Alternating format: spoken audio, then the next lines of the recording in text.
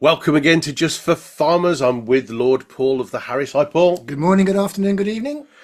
He still does that, and I still haven't crafted a really slick opening. I will, honestly, by the time we do the last one, I'll have it nailed, trust me. And today we've got a fantastic guest, an old friend of mine from the world of professional speaking, Derek Arden. Now, Derek Arden is not just, well, he's had an interesting career. I'll let him tell you his history, but the way he's gone about becoming an expert in his field has been fascinating. We're going to find out all about it.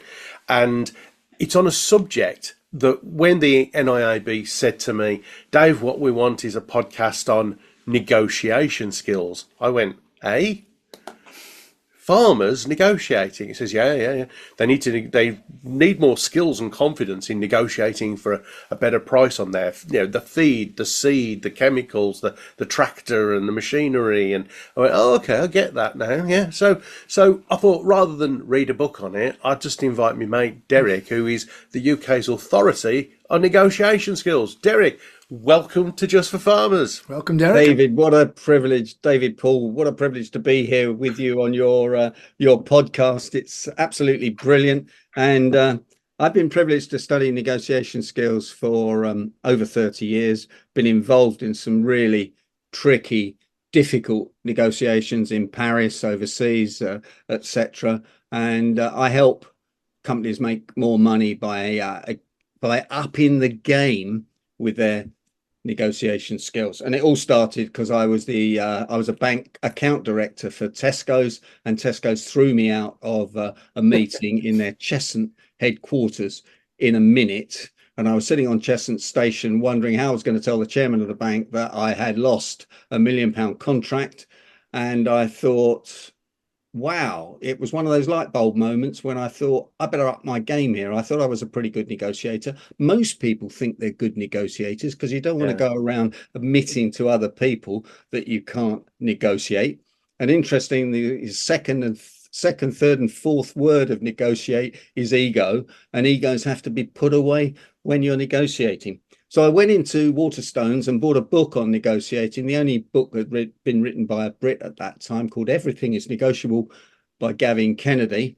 And as I read it, I went, yeah, I didn't know that. I didn't understand that. I didn't know they were doing that to me. I had a feeling they were. Now I'm understanding it better. This is a subject that I'm going to study. And I went out and bought some cassette tapes. Yes, it was cassette tapes. Even you two don't know what a cassette tape is. Yes, we do. We definitely do. And listen to those on my Sony Walkman. Your clients probably don't know what that is either. And on the way to London, and the rest's history. When I left the bank, I went to Harvard Business School to study negotiation under the best business people on negotiation in the world, Bill Urey. And because I believe that if you're going to study people, you need to study the very best. And I never thought that I'd be writing a book on negotiation. And this is my book, published by Pearson, Win-Win: How to Get a Winning Result from Persuasive Negotiation. I'm enormously proud of that. And I'm enormously proud they found me and asked me to write it. So it's a great pleasure to be here, David. Fire away with your questions for the farmers. Well, I'm going to go straight in with the awkward question, as I do, because you hit on a nerve there, and Paul alluded to it, that many of us assume that we're okay at negotiating until it comes to negotiating. Then we all feel insecure, full of self-doubt. Like, I don't know whether it's a self-worth issue, but we all of a sudden become this blah, blah, blah, blah, and we just spew out a monologue that doesn't get a result. Why do we do that? Why do we struggle with the concept of negotiating, Derek? Well, I think it's a bit of the imposter syndrome comes into it at that point, really. Right. Because it is covering every area of interpersonal skills, and conflict comes into it. As soon as conflict comes into it, human beings don't like conflict. That's a natural thing, unless you're a dictator or a politician. I'm not even sure they like conflict, really, but they create a lot of it. So it's a natural thing to go defensive on.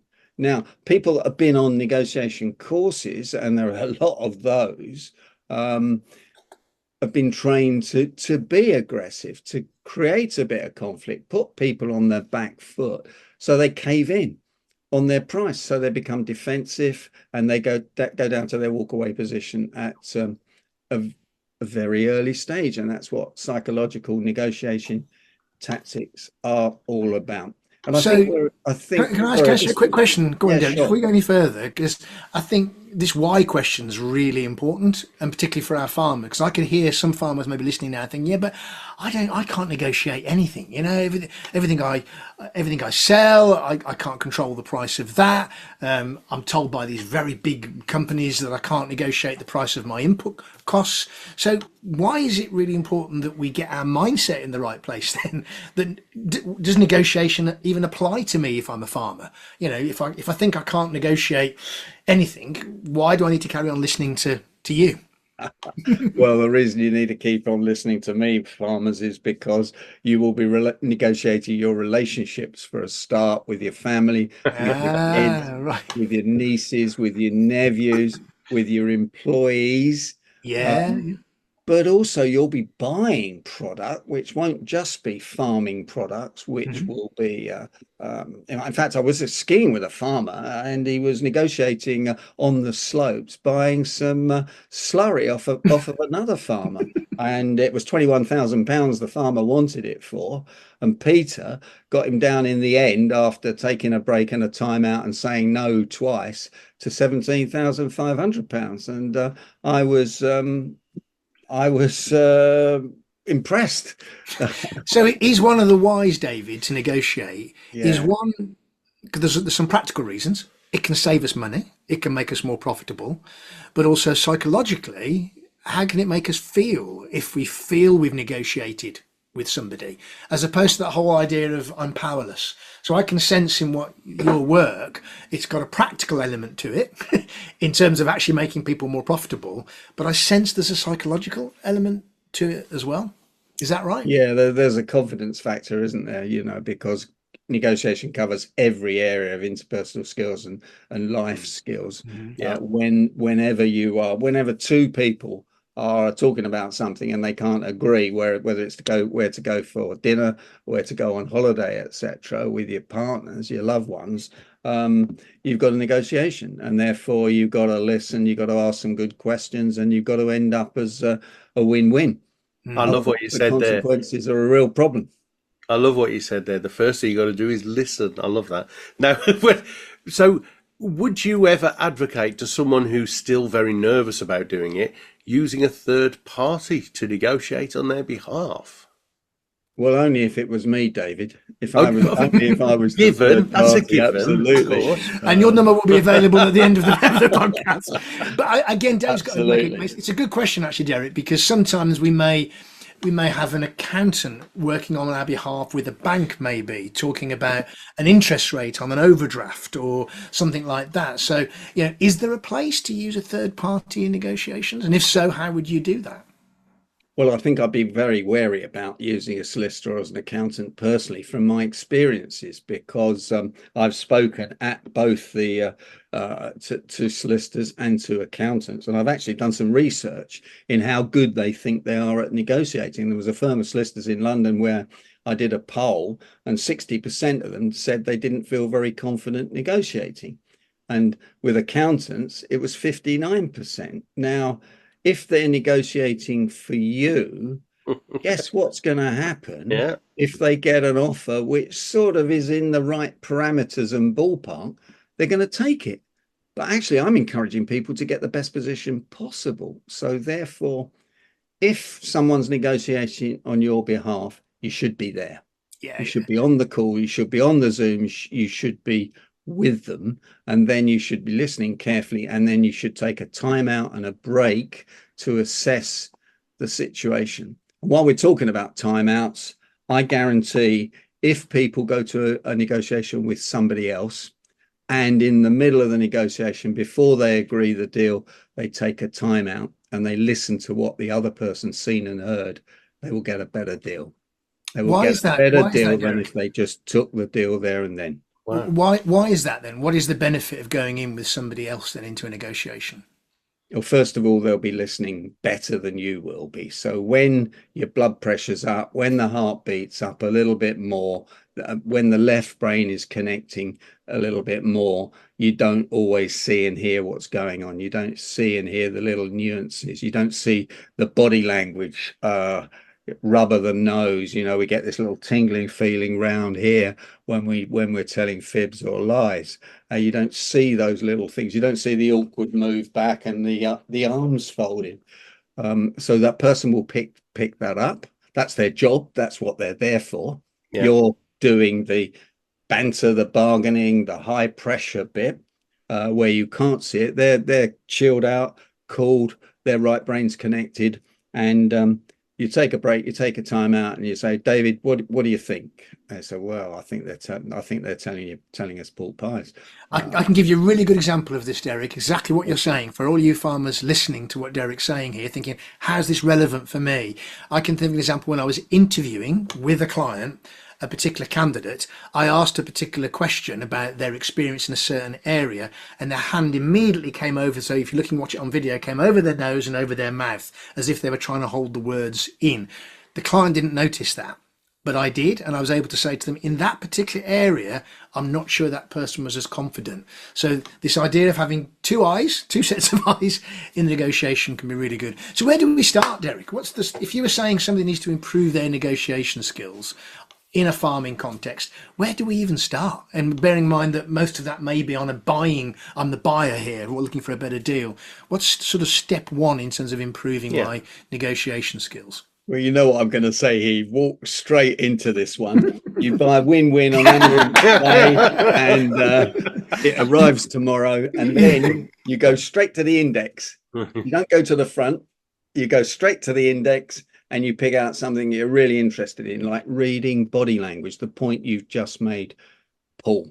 Yeah. Because Pinocchio's nose grew every time he told a lie. And why is that? Because we get this itchy feeling. But it might just be moving back, subtle no eye contact and things like that. When you say, when the client says to you, where the other farmer says to you, well, I've got a better deal from somebody else. Mm-hmm. That's when you want to know whether they're telling the truth or not, and you say, yeah, you have got a better deal from somebody else. Have you? You repeat the question and you have a look at their body language, because then you can make a judgment whether you do have to come down in price or go up in price, depending on whether you're buying or selling. Mm-hmm. And make a judgment. So how about on the phone? Because I think a lot of farmers would negotiate the price of their things they're buying nowadays just on the telephone. We don't meet face to face. I'm just ringing somebody up and I'm asking for a price, maybe for some feed. And last month it was £100 a ton, and now they're asking for £120 a ton because they're blaming the Ukraine or they're blaming something else.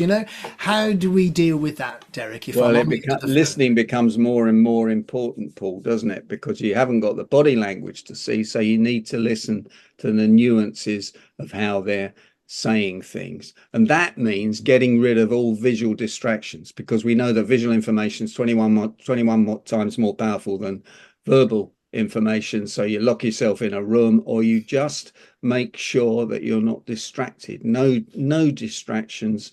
Perhaps put it on a speakerphone. I don't know, if you've got somebody with you, and say, just listen to this. But just pause, Derek, because you've just said something so important to the farmers listening. The visual distraction. How many of us are in the tractor, in the fields, on our mobile phones, trying to negotiate a really important deal, and yet we're concentrating on keeping the tractor in a straight line, not killing the staff who might be next to us? So are you suggesting that if we're going to do an important negotiation, it needs to be maybe in the office where it's quiet, not when we're doing something else? Is that what you're saying? That's, I think, very common for farmers. They're negotiating these deals, if you excuse the pun, on the hoof. Yeah, two things there, Paul, and remind me to tell you what I was about to say as well. The first thing is, that's not always possible, but if you initiate the phone call, then you're more in control. Good call. Great. If you initiate the phone call, therefore you can be wherever you want to be. But we know that's not always possible. And I don't know whether this is possible, but in comes the important phone call. And we're using the 80-20 rule here, which you know about, but in case no one does, 20% of the negotiations will be worth 80% of the costs or whatever. So if it's an important negotiation, one of the 10 you might be doing that year, then if you can, turn the engine off on the tractor, stop the tractor so there's no danger, and then focus on the phone call. Now, I know that might not always be possible, but if it is, that's my advice. I guess you can always say, look, I'm just in the middle of something. Can I call you back? And then you are effectively initiating the call and you're in control of the timing of that. So what were you about to say, Derek? That I was going to say we are listening for more ums and ahs and hesitation. That's what we're listening for. So if you say, so Derek, you have got, you told us earlier that you got a much cheaper price from someone else. Can you confirm that, and how much is it? Because I'd always ask, how much is it? They might tell you, they might not. They might say, I can't possibly tell you that. And you say, well, forgive me for asking, but, and then you're listening, well, Paul, it's, we have got a better price, or so on and so forth. But I couldn't possibly tell you that, mate, my friend, or something like that. That's what you're looking for. So, that sort of, and those subtleties are available. Micro expressions, and we're looking for that because that's what we're doing. We're trying to get the best deal here. And it's such a fascinating subject, and having heard you speak before, I know you've got quite a strong opinion on this.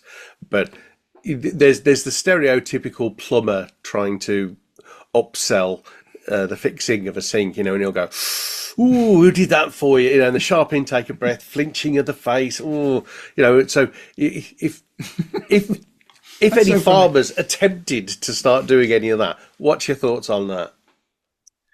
Well, the thought is that they're as soon as someone tries a negotiating tactic on you, I go, okay, they know a bit about this game. So that puts you into, and it is a game, isn't it? There are no rules to this, the integrity rules, of course. But so if they do flinch, just let them flinch. And we mean, wow, David, that's a bit more expensive than I was expecting to pay. To get this deal, you got to do better than that, mate, or something like that. Then I would, if they said that to me, I'd say, well, David, how much better have I got to do? And then shut up. Oh, so that you're an advocate of the pause until it hurts. Well, if they say they've got a better deal, then you want to ask them how much it is. And if they say, well, it's 25% cheaper, and that's just not possible because the market or whatever, it might be 2 or 3%, then that they're not telling the truth. So I mean, preparation's key to this. And Paul, we're going back to your first question about 5 minutes ago. Preparation. Pretty proper preparation prevents pretty poor performance. Yeah. The 6 Fs. And a bit like giving a presentation, a negotiation, hardly ever does anyone prepare for it. Well, I came across a bit of research a few years ago where it said the average person prepares, maybe on the way to the meeting or thinks it through. Whereas professional negotiators like me would spend 20 times more in preparing for it and getting the files out, looking on LinkedIn, looking back on everything, finding out if there was anybody we knew that had negotiated with them before, mind mapping it, looking at what they might say when we say things, taking a break, taking a time out, etc. And that's what I do for the clients that retain me to help them with their negotiations. So do you have any I'm not suggesting you need to find stats to prove that theory, but what you've just said, again, I'm thinking of a lot of my farming clients. So much of what they have to do, because they're so busy, they're multitasking, they're doing multiple things at once, they're probably not sitting preparing for their conversations with either could be just negotiating the fees with their vet as to what they're going to charge. It could be an annual charge they're agreeing a fee. How do we find that time, or why is it important that we find that time to do a prep?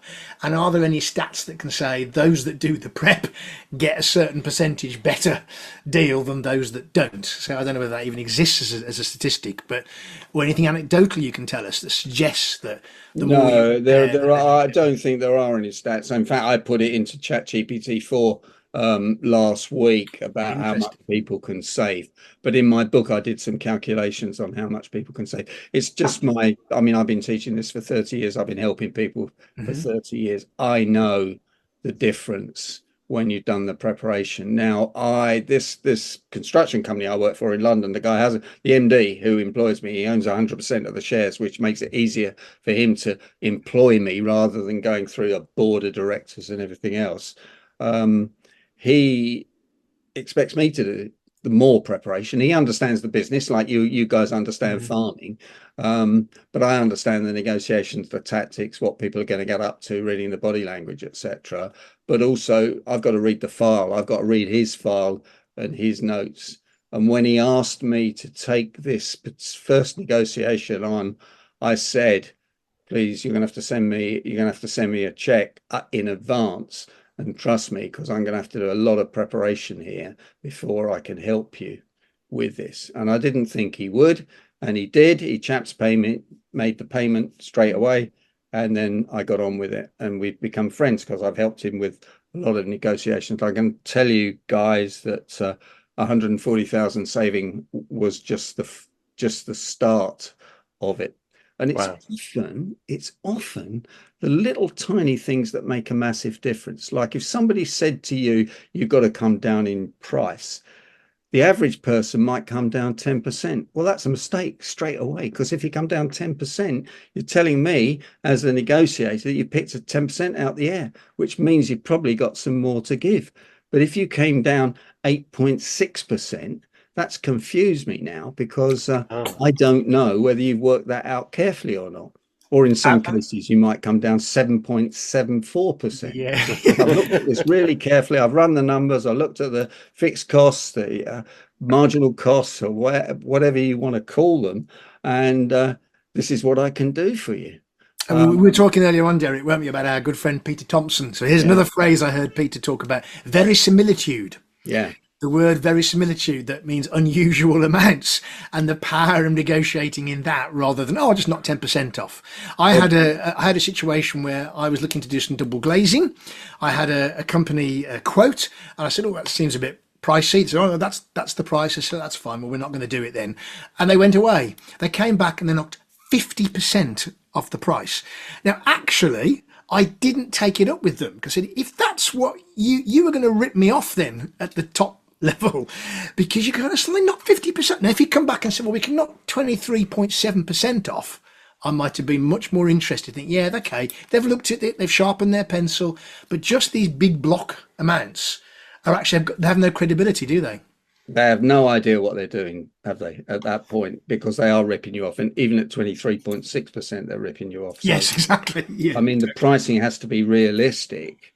But you can still go for a best position. I call it funny money. Yeah, I was with Peter and he came up with this word verisimilitude, which he claims is from the Day of the Jackal or something. But I just call it funny money. Funny money, love it. Funny money. Change it to a funny amount, because what it's doing is confusing the other side and making it look like you've really calculated this carefully.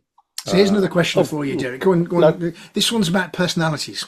So, almost what stops us from negotiating? And I think a lot of work that I do in my business is about helping teams to understand their personality style. And there are those people that will almost look forward to a negotiation. Yeah, come on, let's get into a battle and I'm going to win. There's other personality styles that just don't like conflict and really are looking for not only that potential win-win, almost they're prepared to do a win-lose situation to keep the relationship. So how do we balance relationships that we may have had for a long time with a good negotiation? Okay, well, there's a couple of things. They use the word battle, proving I'm listening. Negotiation is not a battle. And when people start using words like that, emotive words, I think they're thinking about this from the wrong pitch. I've done a lot of work in the NHS for accountants. Generally, the NHS employs nice people who couldn't crack it at an aggressive accountancy firm. They're doing the numbers. They're generally members of the Chartered Institute of Management Accountants, and they don't like conflict. And so I say to them, and generally a lot of them are, have kids at home. They're balancing, picking the kids up. So, going into a long battle, I nearly used the word there. You put that in my mind. They don't have the time for it. So I'm teaching them to say things like, well, I'd really love to do this for you, but I'll never get this through the health authority or whatever. So they are third partying it. They're using the good guy, bad guy, higher authority technique, which doesn't cause them stress. Whereas if they say, oh, I can't do that for you, why not? No, I'll never get this past the higher authority, the NHS board or whatever, because they're dealing with big things if they're buying MRI scanners and extraordinary things. And on the other side, they got the consultants who want to use they want to use anodine rather than paracetamol, which is 10 times more expensive, and things like that. So they're really battling, but third partying it, I'd really like to do that for you, but I can't. You'll have to sharpen your price to help me get that past my people. And actually, average negotiators think that's a weakness. Using higher authority, it's actually a strength. Right. Okay. Then there's this thing about, well, when somebody says this is the lowest fee or no deal, we can't give it for any less. This is the bottom line or no deal. How do you manage that one? Well, first of all, David, you got to judge whether it's true or not, haven't you? That's the real thing. You don't want to argue with them at that point. But what I would recommend is, you say, well, let me just think about that. Let me reflect on it, sleep on it, or whatever, and then go back to them in the morning and say, I've been thinking about your deal. I really can't go to that price, but I can go to this price, which is a little bit, don't be ridiculous, but I can go to this price. And I've got approval from my board of directors or the board of the Professional Speaking Association or my business partner. Remember, it's a third party they can't get hold of, and you've always got one of those. And I can go to this. How do you feel about that? So they can either come back and say, no, that was the bottom line, or they can say, yeah, okay, I'll do it for an extra 2% or whatever. Right. And you've got nothing to lose on that, have you? No. And is there something, I remember hearing, and going back to my negotiation courses years ago now, something about this word posture. What posture do you hold? Can you just talk a bit about that, Derek, in terms of if I'm a farmer now listening to this, I'm driving the tractor, I'm thinking I've got to give a feed supplier or a chemical supplier a call because they've put a price increase through on me. And I want to, do I just accept the price increase, or I need to challenge that price increase that someone's put through on me? What's this thing about posture in negotiations? Well, I'm not quite sure what you mean by that, actually, Paul, but I'm just changing my posture to a more I mean, in terms of is there a tone of voice? Is there because we can either go, oh, I'm really sorry, but I don't think I'm going to be able to pay that price. Or there's I've had a conversation with the partners in the business, we can't accept that price. Yeah, okay. One is a very different posture to the other, yeah? I think what I do, Paul, and let's role play this. Paul, thanks very much for your email. I've got it, mate. This has come as a bit of a shock to myself and my partners, this price increase, and this is going to be very difficult for us to live with. In fact, my partners are encouraging me to look outside for alternative suppliers or look for another way of doing it, because I think you said often the price is the price. I'm just wondering what you could do for me to help us, because we've had this relationship for 10 years. We really enjoy it. We don't want to move elsewhere, but I don't want to be forced by my other directors to do that. So can I leave it with you to see what you can do? Well, I think I'm fairly certain that we are role playing, by the way, gang, as we're listening in this. I'm fairly certain that that is it. That's the bottom line. Okay, well, I just ask you to reflect on it overnight and get back to me. I'll reflect on it as well, and maybe we can sort something out in the morning that's a win-win. Okay, no problem. I'll give you a call in the morning, whatever. Yeah. So that's what I was talking about. So your posture there was not aggressive. No. You were, but it was quite subtle. You were saying things like, "Well, look, we're going to be forced to look elsewhere. We may have to, yeah." And I like the way you were using some quite deep psychology. I think we've had this long-term relationship. We've worked together for a long time, and hopefully, if you were listening to that, play it back again because it was very subtle what Derek was doing. He was using a lot of phrases that will just be chiming with the person, but it wasn't aggressive posture, was it, Derek? No, and I think you lower your voice tone. Okay, so in this psychology we're talking about, Paul, you lower your voice tone because well, your pricing's too expensive. Well, Yes, exactly. Paul, your pricing's too expensive, mate, or woman, or Paul, or and play back their language. So if we're talking about NLP or psychology, you use the same words that they use. So we got to implement this price rise. And I understand, Paul, you've got to implement this price rise, but this is just not going to work for us as it is. So again, the voice tone, because otherwise they hear, the big tiger coming at them rather than the little dog with its tail wagging, and you want the little dog with its tail wagging looking and the for big droopy eyes. Yeah. Yes, exactly.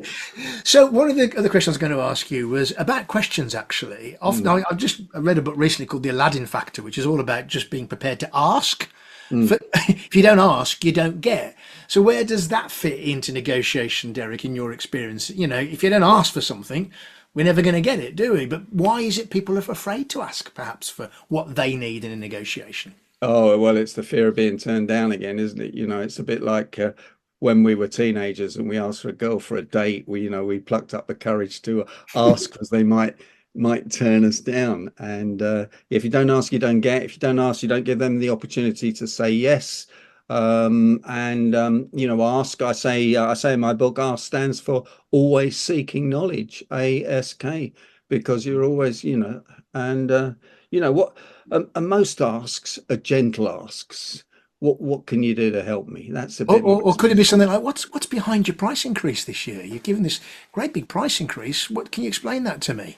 I think that's well. If we're role playing, Paul, if you don't mind me saying so, I think that's a bit aggressive what you said there. I would say I would go into my Columbo routine. You remember Peter Falk, the actor? Oh, yes, I'd Columbo. go and say, Paul, I can't get my head round why the price has gone up so much. I understand inflation and the Ukraine war and everything else, but it just seems too much for me. Perhaps you could run that past me again. And just one more thing, we are going to have to look at other suppliers because that's our policy in the company. And we've written this new policy document which says we ought to get three quotes on everything, but I'd rather stay with you guys because we like you and trust you, but at that price it's going to be so much more difficult to get that past my colleagues.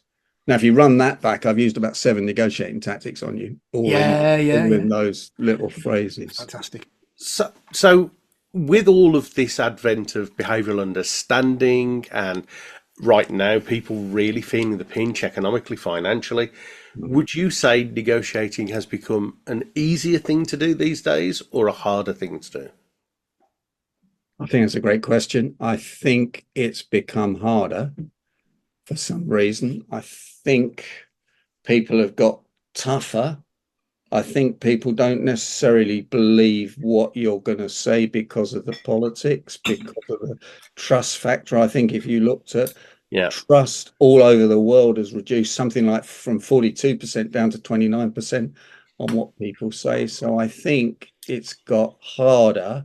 And I think that's why we need to understand the behavioral psychology, David, more than we do. And some people are very good at it. Some people are naturals at it and some people aren't.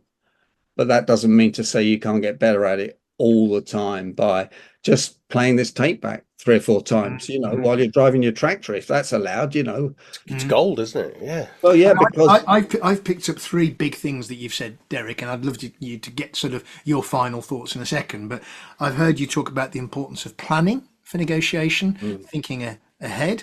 I've actually got four things actually. Preparation. Yeah, planning, preparation. You've got environment. Make sure you're in the right environment to have that conversation.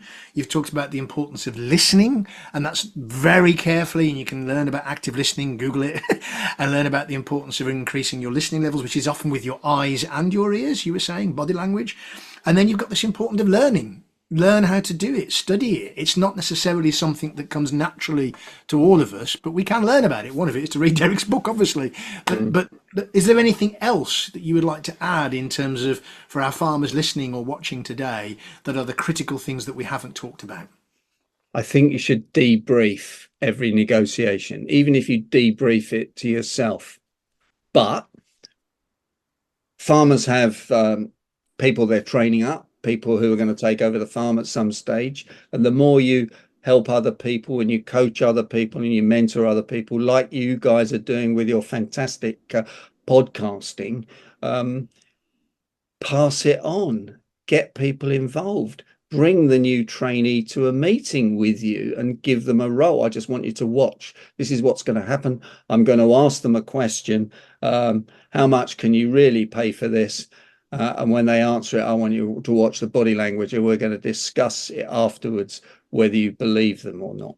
But if you can't do that, just get yourself an A4 piece of paper and write down on it what happened in that negotiation. Just download it, because these negotiations could affect the success of the business, of the farm.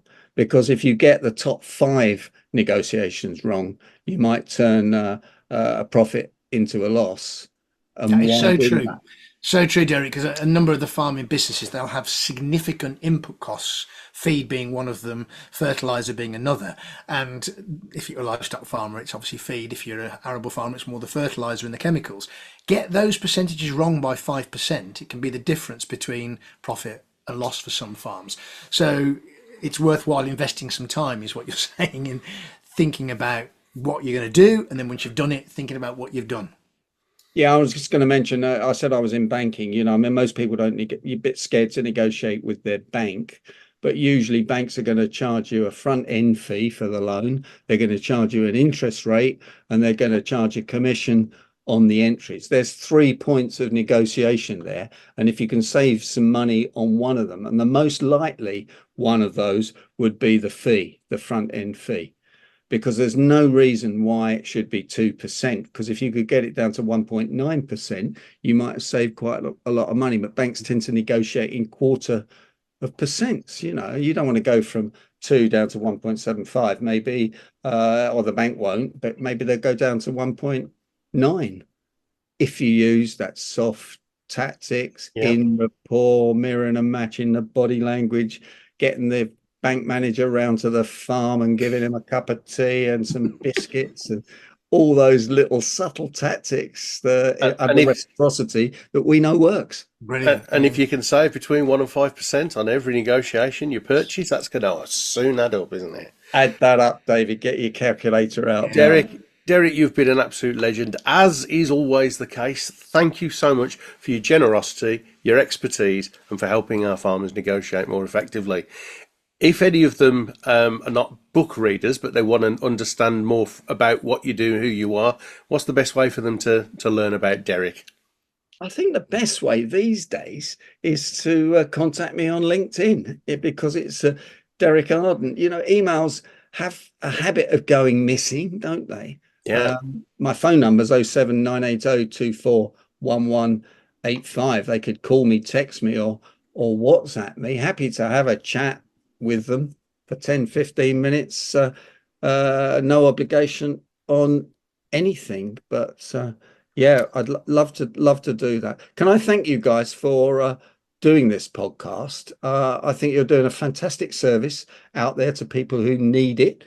behavioral psychology and interpersonal skills are one of the most important things as we go through this period of extraordinary change. And I congratulate you on that. And thank you so much for inviting me. Bless you, Derek. Thank you, Derek, and we'll look forward to hopefully seeing you again very, very, very soon. I can feel a part 2. Can you, Dave? I can feel a part 2 coming on. Definitely. Well, I was thinking you might want to ask me about the psychology of negotiation tactics. And We'll exactly. I'm sitting there thinking, God, there's another 50 questions I could ask Derek. So part 2 coming up, I think, at some point. Brilliant. Really appreciate it. Have a good rest of your day, Derek. A really short piece from James, the Body Fix coach. Something that'll help your well-being. But remember, it's advisable to speak to your doctor before you start any significant exercise regime. Enjoy. So now James is going to give us a couple of videos on how to use things around the farm. He's already showed you how to lift things like barrels and sacks full of stuff and carry metal bars and posts. Well, here's something you can do if you've got any old vehicle or tractor tyres on the premises. It's important, obviously, always to make sure though that you don't do this by yourself in case you get into trouble, and if you've got any aches and pains, do see a doctor before doing any strenuous exercise or lifting. James, tell us what we're going to do. Alright, so I thought we'd go over a couple of exercises where we can apply what we've already learned to our lifting. So I've just got this fairly light tyre tractor, it weighs about 80 kilos. I'm going to apply what you learned here to how to lift this to do some flipping over. So great exercise for strengthening your legs, your core, your back, pretty much every muscle in the body. So to do this, what we need to do is think about it a little bit differently in how we're going to get it over. So I'm not going to be starting with my narrow stance this time. I'm going to be starting with a much wider stance, and I'm going to recruit a lot more muscles around my legs from the way I come down into it. So you're almost standing slightly over it. A bit like a sumo stance, yeah. Okay, we can all assimilate with that. Well, yeah. I can. So, but again, I'm still thinking about keeping everything stacked on top of myself. So my head, my chest, my hips, they're all in a nice straight line with a nice tall spine. I'm bracing, so I'm taking a deep breath into my stomach. And you breathe out as you lift. You can breathe out as you lift, but I want to try and keep that air in there to start with, because that's always going to protect my lower back a little bit more. Okay. There you go. Good tip there. Absolutely. So nice deep breath in. I'm going to push my knees out a little bit further this time towards my toes, my little toes. I'm going to start lowering myself down until I can get myself comfortable underneath with my arms. So I'm going to take a nice grip. I'm not lifting with my arms on this. I'm keeping my chest up tall, and I'm using my legs, so I'm simply just pushing the floor away with my feet. So I'm coming up, step nice and close into it. If it's quite heavy and you are doing this with your job, you can always get your knee underneath it and then safely push it over. So that was pushing from the feet, through the legs. Yeah. And again, trying to keep that back straight. Absolutely, I'm pushing the floor away rather than pulling with my lower back. I like that, pushing the floor away. I'm just pushing the floor away with my feet. And shutting the door with your bum. Absolutely. I love these metaphors, James. You're the master of them. So in this drill down, I'm again with Paul Harris, and we're talking about how to give feedback. You see, as farmers, you have to give and receive quite a lot of feedback from suppliers, from the local community, from the government, from the local authority, from your team, from your family, from your partner, and even the dog. Would you agree? Even the dog gives you feedback. Don't always want it. But I was chatting with Paul earlier, and we both feel that it's actually a bit maligned, it's a bit undervalued, and it's got a real place in the work that you do.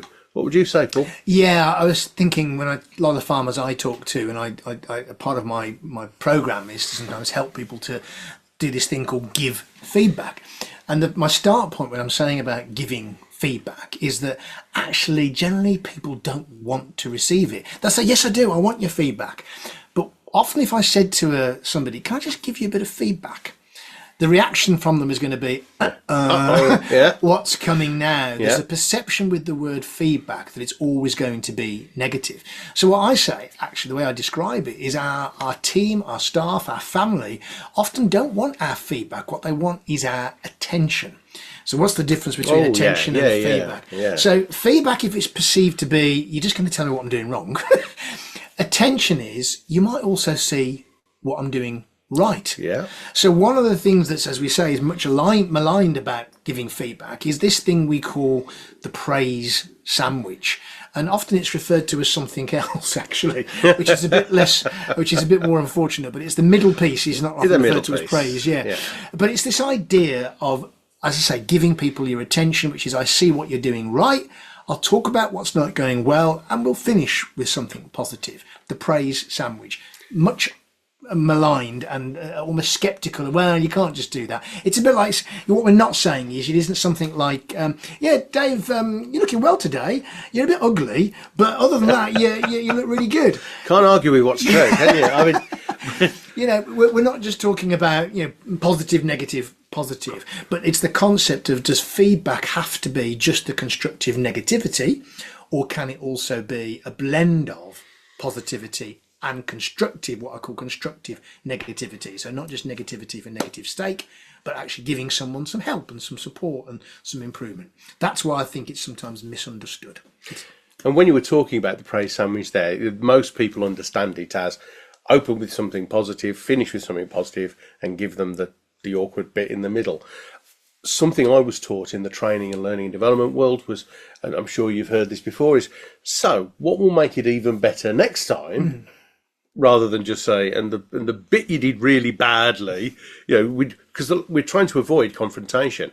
On a previous podcast, we were talking about how when we're receiving something confrontational, we audibly, mentally, and sometimes visually just shut down.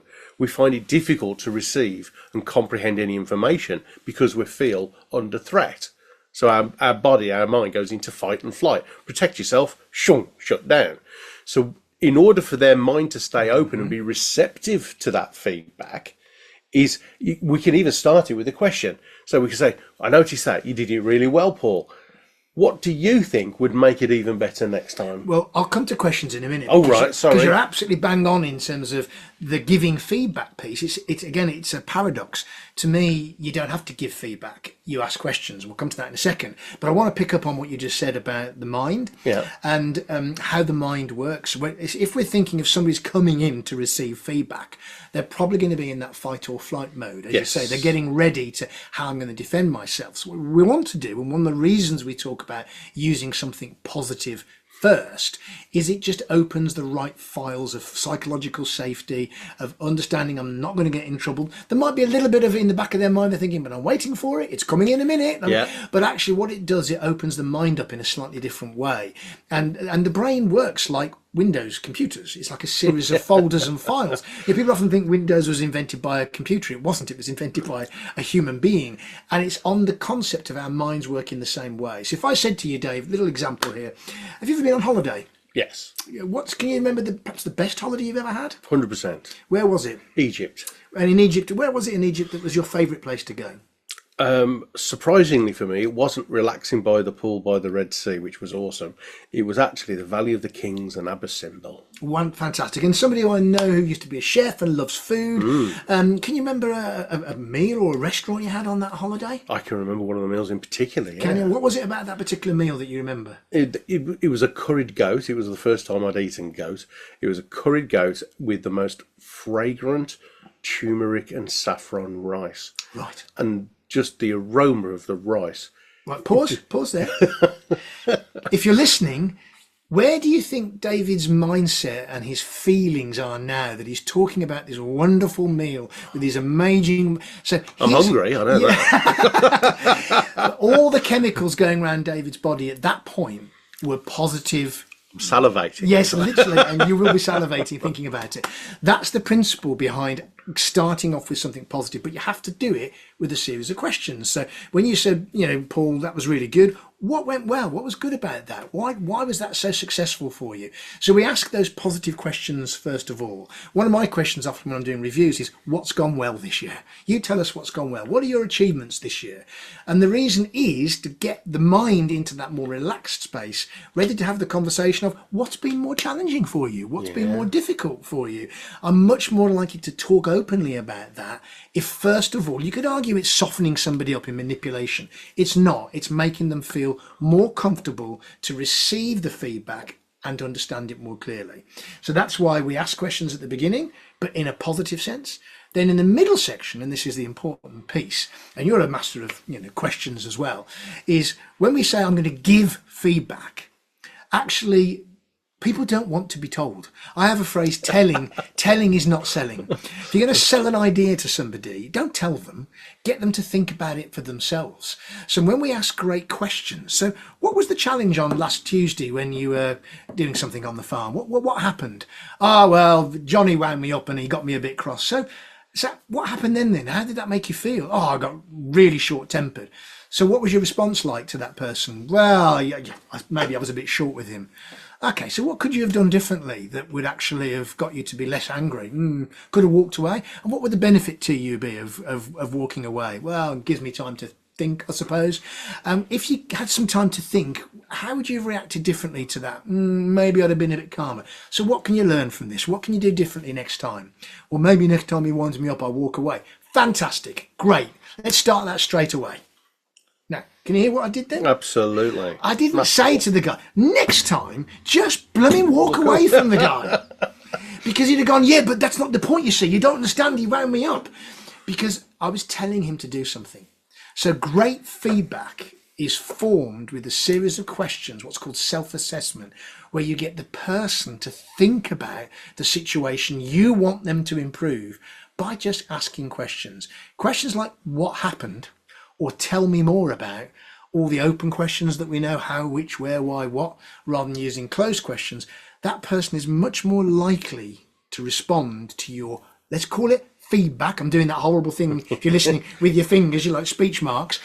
It's not feedback, it's asking great questions. And then at the end of it, great. So what I hope next time is, don't forget, what you're doing is great. This is super, well done, good. Thank you for listening. Great conversation. There's your praise sandwich. Praise sandwich, but the feedback is a series of questions, not statements.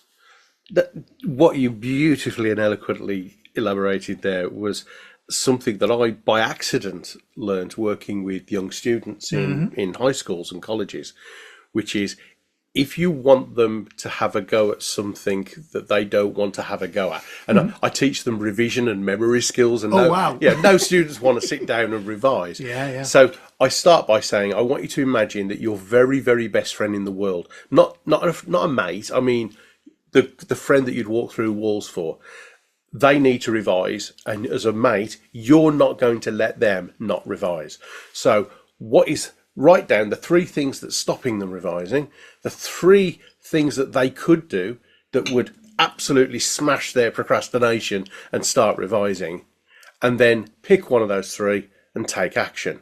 So what they do is sort of, what's the word? Like a third party. Yeah, they separate the problem from them because it's about a friend. So they easily come up with 3 ideas. And then I say, which one are you likely to do? And they pick one and they tend to do it. Yes. So you brilliantly described it as, you get them to come up with the answer, which again, psychologically, is them thinking they came up with That's it. It's called self-assessment. You get them, but you've got to plan, you've got to think about it ahead. So often with feedback, it's on the hoof, it's at the wrong time. We don't give feedback to people when we're angry and cross. We've got to be calm, we've got to be objective. Good feedback, and I'm using that word as we've described it, should be to boost performance, improve performance. That needs to be the objective. It's not to have a go at somebody and make them feel small and make them feel rubbish. There may be occasions when you need to be quite severe if it's dangerous or there's something going on that someone's doing, climbing on roofs in the farm or whatever. The feedback there isn't, what happened? Get off the roof. That may well be it.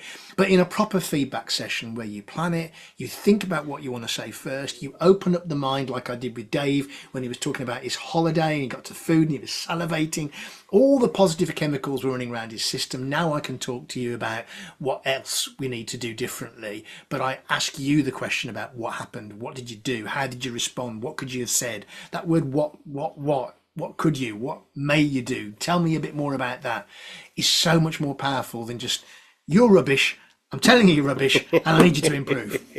And we wonder why that doesn't work sometimes. And if you want to prevent even having to give negative feedback in the first place, is start catching people doing things right and praise them, reinforces what they should be doing, so they're less likely to be doing the bad things. Therefore, when you do have to give some constructive feedback, they're more likely to listen to you because they're used to receiving praise from you. I think there's a stat, isn't there, somewhere that says for every piece of negative feedback we receive, we need to receive 10 pieces of positive feedback to enable me to deal with that one piece of negative. So the power is the power of 10. So every time you're having a go at somebody, every time you're criticizing somebody, we actually need somehow 10 pieces of positivity to compensate for that one piece of negativity. So when we start to think about that, we think, what, I've got to just say thank you at the end of the day for a job well done. Yes, you have. It just builds up your bank of positivity so that when you need to have a difficult conversation, the person can take it on board. If all you're ever doing is criticizing, if all you're ever doing is pointing out what's wrong, don't be surprised when people don't respond. Absolutely. Great advice there, Paul. Great advice. So there you go. Drill down on giving feedback. Do let us know what it is you've done differently that really worked for you. See you again.